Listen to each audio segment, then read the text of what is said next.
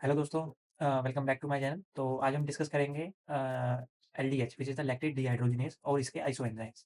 तो एलडीएच जो है काफ़ी इंपॉर्टेंट एंजाइम मार्कर है, बॉडी के मल्टीपल टिश्यूज़ में ये प्रेजेंट होता है और डिफरेंट ऑर्गन इंजरीज़ में ये हेल्प करता है डायग्नोसिस में।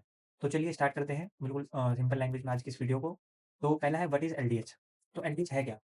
तो एलडीएच एक इंट्रासेलुलर एंजाइम है जो एनर्जी मेटाबॉलिज्म में रोल प्ले करता है। ये पाइरूवेट को लैक्टेट में कन्वर्ट करता है during anaerobic glycolysis.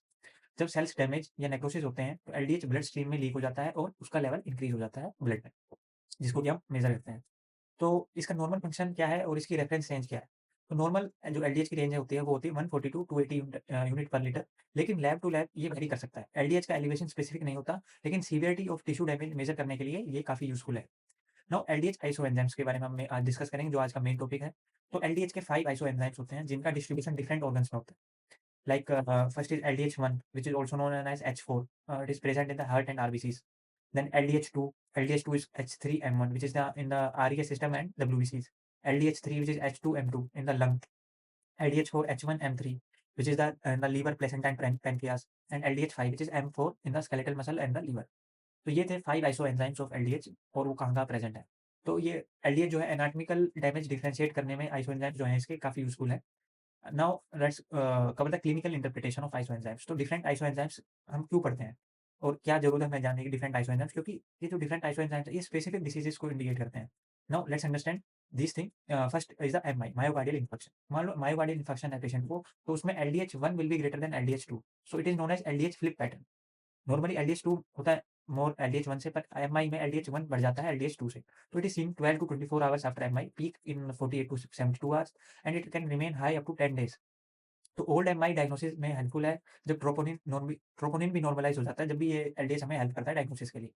Second is the lung diseases. तो लंग डिसीजेस में एलडीएच 3 इंक्रीज होता है, एग्जांपल इन पल्मोनरी एम्बोलिज्म और pneumonia. And the liver disease या मसल इंजरी में होता है LDH 5, example like hepatitis, cirrhosis, muscular dystrophy and the rhabdomyolysis. Next is the haemolytic anaemia. Haemolytic anaemia में LDH 1 and LDH 2 increase होता है।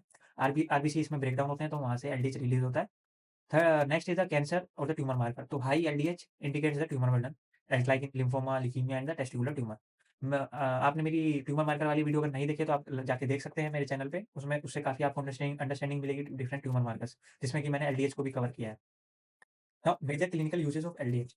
बात करते हैं इसके यूजेस की। तो एलडीएच कॉमनली यूज़ होता है एक तो मायोकार्डियल इंफेक्शन के लेट मार्कर के रूप में, हेमोलिटिक एनीमिया के डिटेक्शन में, लीवर एंड मसल डिसीज़ेज़ के असेसमेंट में, लॉन्ग इंजरी डिटेक्शन के लिए, ट्यूमर बर्डन इंडिकेटर है ये, और सीएसएफ टेस्टिंग में मेनिंजाइटिस को डिफरेंशिएट करने के लिए, like high LDH will be present in the bacterial meningitis. So ये था एक ओवरव्यू आइसोएंजाइम्स वो किस-किस डिसीज़ेज़ में प्रेजेंट होते हैं और इसका क्या यूज़ है। नाउ एलडीएच जो है वो बॉडी फ्लूइड्स में भी प्रेजेंट हो सकते हैं। ऐसा नहीं कि ये सीरम में ही प्रेजेंट मिलेगा, बॉडी फ्लूइड्स में भी ये टेस्ट होता है, like in pleural fluid LDH. एक लाइट्स क्राइटेरिया पढ़ते थे मेडिसिन में कि Light's criteria criteria is used to differentiate the transudate versus exudate.